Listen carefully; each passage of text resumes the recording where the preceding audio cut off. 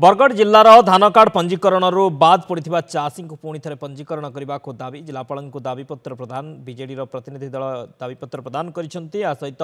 जिलापाल ऑफिस आगे धारणा देथिबा चाषी को समर्थन करिछि बीजेडी। विजु जनता दलर यह प्रतिनिधि दल में अच्छा विधायिका वर्षा सिंह बरिया, पूर्वतन विधायक देवेश आचार्य, पूर्वतन विधायिका स्नेहांगिनी छुरिया, पूर्वतन मंत्री रीता साहू, जिला परिषद अध्यक्षा मानिनी भोई, बरगढ़ म्युनिसिपालिटी अध्यक्षा कल्पना माझी, बरगढ़ विजु जनता दल जिला सभापति सुशांत महापात्र समस्त चाषी को पंजीकरण करा जाई नथिबा अभियोग करी राज्य सरकार विरोध में गर्जिछि बीजेडी।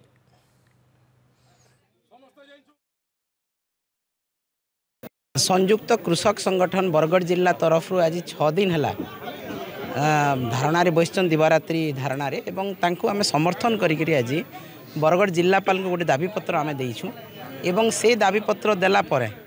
आमे आसिके तांको ठाने सपोर्ट करिछु तांको एवं निश्चित भाव में अत्यंत दुख एवं परितापर कथा जे काली जेते बेले डीएलपीसी मीटिंग करागला डीएलपीसी मीटिंग पूर्वर सबु चाषी मान को जेन माने मुख्य चाषी संगठन नेतृमंडली को पुलिस गिरफ्त कला एवं 24 वर्ष भितर विगत सरकार रो केबे बिना चाषी रे डीएलपीसी मीटिंग नहीं किंतु काली डीएलपीसी मीटिंग करागला बिना चाषी रे चाषी को अरेस्ट करी तार अर्थ चाषी मानकर जेनटा दाबी चाषी मानकर जेनटा असुविधा चाषी मानकर जेनटा समस्या जिलापाल ने जानू किंबा सरकार ने जानू एवं आज आम जेन चाषी मानकर पंजीकरण रही जाइए 5000 चाषी माने तांकर केंदा रजिस्ट्रेशन हेबा सेटा के नेकिना आमे आसी थिलु तापरे 1,55,000 प्लॉट से माने इटा हो जाइए ताके भी नेकिना ई जगह दाबी उपस्थापन करा गला आ आमे जगह चाषी मान के समर्थन दे आसीचु काली डीएलपीसी मीटिंग हला बट डीएलपीसी बिना चाषी मानकर हे छे से माने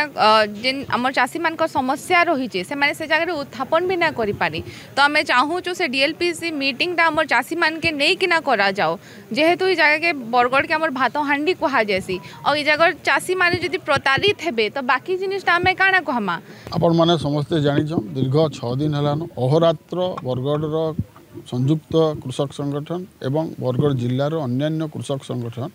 चाषी पंजीकरण जेन बकेया रही छन 5000 चाषी तांकर पंजीकरण के तुरंत करा जो से लगी धारणा रे बसीछन तार संगे संगे जेन 1.5 लाख प्लॉट के राज्य सरकार डाउटफुल रखीछन एवं तांकर रजिस्ट्रेशन प्रक्रिया रे सठिक भाव में नहीं पारे तार विरुद्ध रे से माने दीर्घ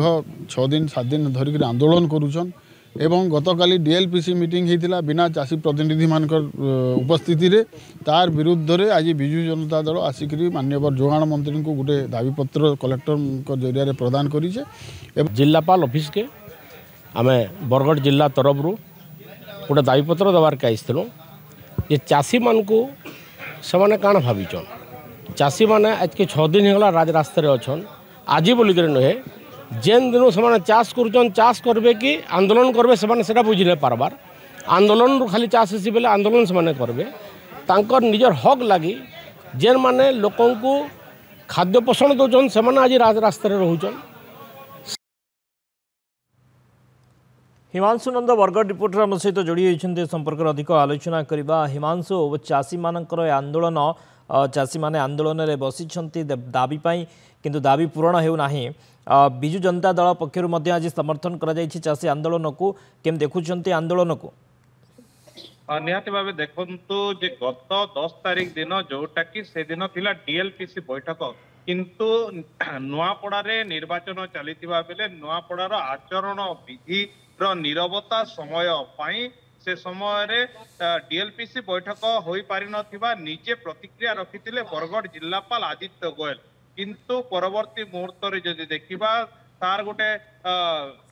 जे डीएलपीसी बैठक गतकाली पुणी थरे बसीतिला एवं सही बैठक रे जे वर्षा सिंह बरिया रहिचंती पद्मपुर विधायिका से गोटे प्रश्न करथिले जे चाषी माने नथिबा जोगु कहीं के डीएलपीसी बैठक मुख्यतः जो डीएलपीसी बैठक रे चाषी मानकर उपस्थिति आवश्यकता रही बोली से दाबी करथिले एवं से स्तर रे से प्रतिक्रिया मध्य रखिथिले जे चाषी मानकर समस्या को प्रथम रे सुना जाओ कारण बरगढ़ जिला जते बेले भात हांडी होइके एवं भात हांडीर चाषींकर पंजीकरण रो बात पड़ितवा विषय से उल्लेख करथिले एवं आज मध्य देखिबा जदि बीजेडी रो जो गोटे प्रतिनिधि दल तने जिलापाल ऑफिस को पहुंची एवं ଯେଉଁ ସ୍ଥାନରେ ଧାରଣା ଦଉଥିଲେ ଚାଷୀ ମାନେ ସେ ସ୍ଥାନକୁ ପହଞ୍ଚି ଚାଷୀ ମାନଙ୍କୁ ସମର୍ଥନ ଜଣାଇଛନ୍ତି ଏବଂ ପ୍ରାୟ 5,000 ଚାଷୀ ଜିଲ୍ଲାର ଯେଉଁମାନେ କି ଧାନ କାର୍ଡ ରେଜିଷ୍ଟ୍ରେସନ ର ବାଦ ପଡିଥିବା କଥା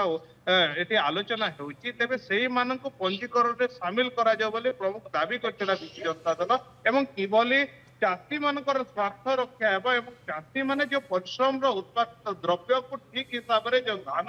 ଫସଲକୁ ସେମାନେ ଉତ୍ପାଦନ କରିସାରିଛନ୍ତି ତେବେ ସେମାନେ ଠିକ ଭାବରେ ବିକ୍ରୟ କରିପାରିବେ ସେଇ ବିଷୟକୁ ସେମାନେ ଆଜି ସେଇ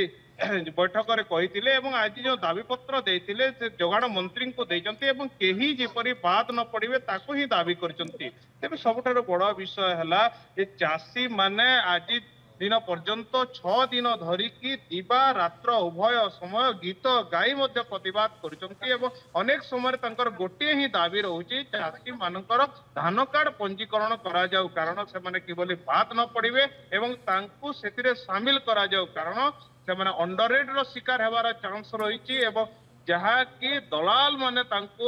ଯୋଉ ଉତ୍ପାଦିତ ଦ୍ରବ୍ୟର ମୁଲଚାଲ କରିବେ ଏବଂ ଯଦି ଉଚିତ ମୂଲ୍ୟରେ ଏମଏସପି ମୂଲ୍ୟରେ ଯଦି ସେମାନେ ବିକ୍ରୟ ନ କରିବେ ତେବେ ଅନେକ ପ୍ରକାର ଶୋଷଣର ଶିକାର ହେବେ ବୋଲି ଚାଷୀମାନେ ନିଜେ ମଧ୍ୟ ପ୍ରତିକ୍ରିୟା ରଖିଛନ୍ତି ଏବଂ ଏହି ଘଟଣାକୁ ନେଇକି ପୋଲିସ ଏବଂ ଚାଷୀ ମୁହାଁମୁହିଁ ବୋଲି ପରିସ୍ଥିତି ଦେଖିବାକୁ ମିଳିଛି। ତେବେ ସବୁଠାରୁ ବଡ ବିଷୟ ଏହି ଘଟଣାକୁ ବିଜେଡି ମଧ୍ୟ ସମର୍ଥନ କରିଛି ଏବଂ ବିଜୁ ଜନତା ଦଳର ଯୋଉ ପ୍ରତିନିଧି ଦଳ ଆଜି ମଧ୍ୟ ଗୋଟେ କଥା କହିଛନ୍ତି ଯେ ସେମାନଙ୍କୁ ସାମିଲ କରିବାରେ କୌଣସି ପ୍ରକାର ସରକାର ଅବହେଳା ପ୍ରଦର୍ଶନ କରନ୍ତୁ ନାହିଁ ନହେଲେ